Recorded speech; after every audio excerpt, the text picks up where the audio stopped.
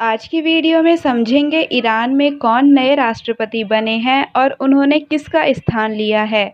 साथ ही जानेंगे ईरान में सत्ता परिवर्तन का देश दुनिया के साथ-साथ विशेषकर भारत पर ईरान की कूटनीति और राजनीतिक व्यवस्था का क्या प्रभाव पड़ेगा।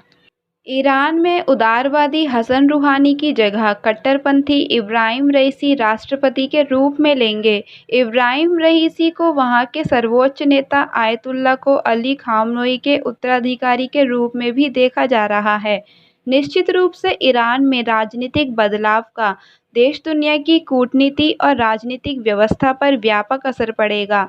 साथ ही देखना होगा कि ईरान के नए राष्ट्रपति अमेरिकी प्रतिबंधों को किस तरह खत्म करवाते हैं और भारत के साथ-साथ ईरान के रिश्ते किस-किस पहलुओं पर निर्भर करेंगे। ईरान भारत को अपने विश्वस्त मित्र के रूप में देखता रहा है। हालांकि हाल के समय में अमेरिकी आर्थिक प्रतिबंधों के कारण भारत-ईरान के संबंध भी प्रभावित हुए हैं।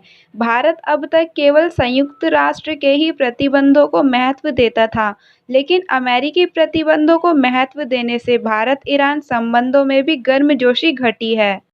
भारत अपनी आवश्यकता का 84% तेल आयात करता है। भारत के लिए कच्चा तेल आयात करने में समस्या तब उत्पन्न हो गई जब अमेरिका ईरान से परमाणु करार से बाहर हो गया।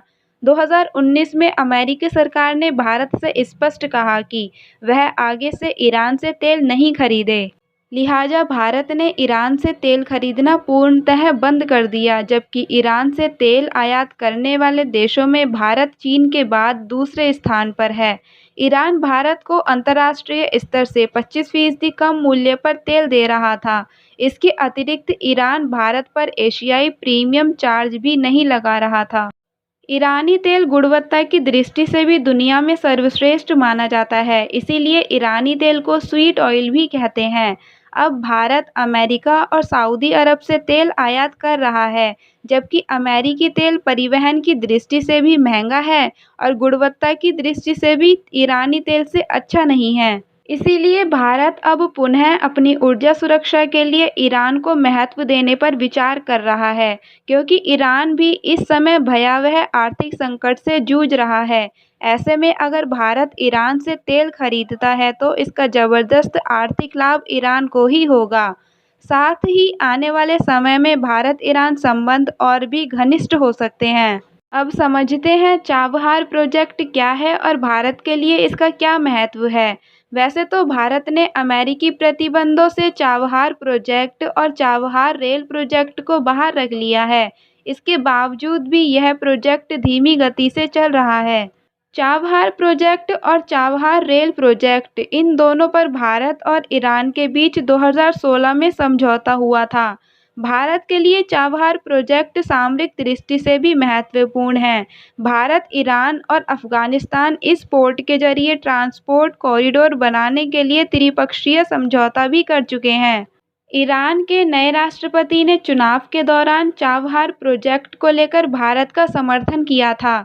अब ये आवश्यक है कि भारत इसके निर्माण कार्य में तेजी लाए।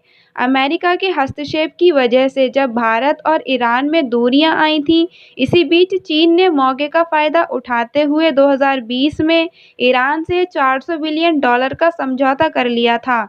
अब चीन चाबहार बंदरगाह पर भी नज़र बनाए हुए है, जो भारत के लिए एक बहुत बड़ी हानि हो सकती है। आपका क्या मानना है इस टॉपिक के बारे में? अपनी राय कमेंट बॉक्स में ज़रूर लिखें। अगर आपको हमारी वीडियो पसंद आती है तो वीडियो को लाइक करें, शेयर करें, साथ ही हमारे चैनल को सब्सक्राइब करना भी ना भूलें।